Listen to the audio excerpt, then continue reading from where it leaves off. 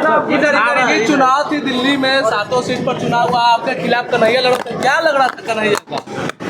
सब बोरिया बिस्तर बन गया उन लोगों का। 40 दिन के टूर पे आए थे और उन्होंने पूरा कांग्रेस का देश में बेड़ा गर्क करके रख दिया।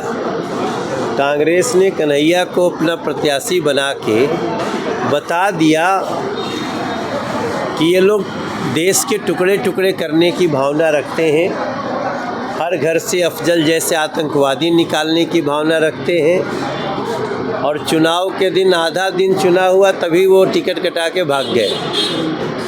तो दिल्ली में 7 सीटें मोदी जी के साथ हैं। और आज हम कल बनारस थे, आज सवेरे से बक्सर में थे, अभी देवघर जा रहे हैं, 4 सभाएं करेंगे, फिर लुधियाना जाएंगे।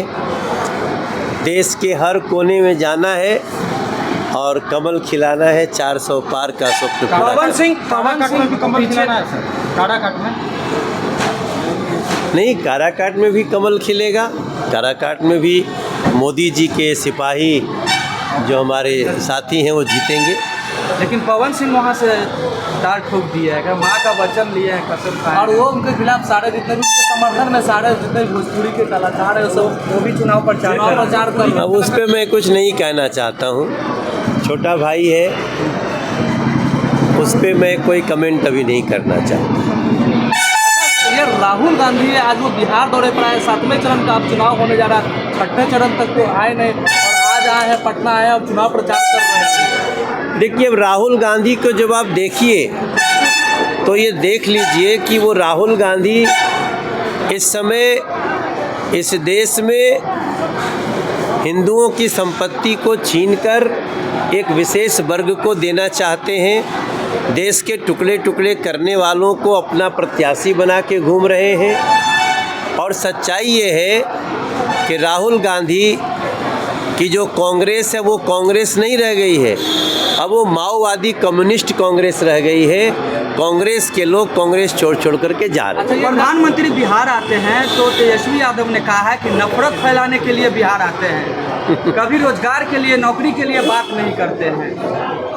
नरेंद्र मोदी जी ने जो भारत का वैभव बढ़ाया है, नरेंद्र मोदी जी ने जो भारत का गौरव बढ़ाया है, उनके लिए नारे लग रहे हैं कि जिसने भारत का गर्व बढ़ाया उस मोदी को लाना है, जिसने घर घर इज्जत घर बनवाया उस मोदी को लाना है, जिसने घर घर गैस भिजाया उस मोदी को लाना है, धारा 370 हटवाया उस मोदी को लाना है, जिसने राम मंदिर बनवाया उस मोदी को लाना है, सेना को राफेल दिलाया उस मोदी को लाना है, अभिनंदन को वापस लाया उस मोदी को लाना है, दुश्मन के घर घुसकर मारा उस मोदी को लाना है, कर्पूरी ठाकुर को भारत रत्न दिलाया उस मोदी को लाना है, और उसी मोदी जी के साथ इस भारत के वैभव को बिहार को भी ले जाना। कितना पार?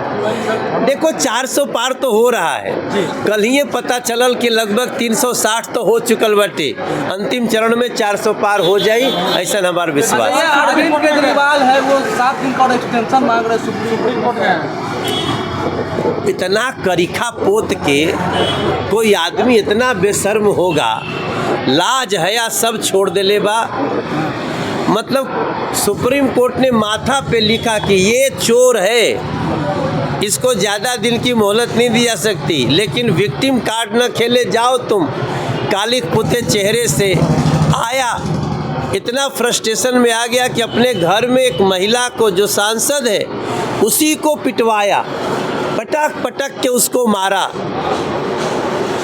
और जिसने मारा उसके पक्ष में जाकर के सड़क पे खड़ा हुआ। अरविंद केजरीवाल को दिल्ली की जनता ने अपने नज़र से भी अपने दिल से भी गिरा दिया है। अब अरविंद केजरीवाल एक भ्रष्टाचारी, एक अपराधी है, गुस्सा बहुत आ रहा है उनको। अब उनके साथ कोई खड़ा नहीं मिलता है। पुन्नू से पैसा लेके देश तोड़ने की साजिश की और भारत के टुकड़े टुकड़े करने वाले के साथ एक दिन घूम रहे थे, कोई आया नहीं, अपना शटर बंद करके दुकानदार भी चले गए। ये सब दिल्ली की कहानी है, अब उसका नाम नहीं है, लो तो अच्छा है। अच्छा, ये प्रधानमंत्री ने कहा है कि जिस तरीके से कांग्रेस और समाजवादी पार्टी के लोग पाकिस्तान का अरे भाई, पाकिस्तान प्रचार कर रहा है इन लोगों का। अब आप खुद सोचें। देखिए भैया, अगर भारत के बच्चों का भविष्य है तो वो नरेंद्र मोदी जी के प्रधानमंत्री बनने में।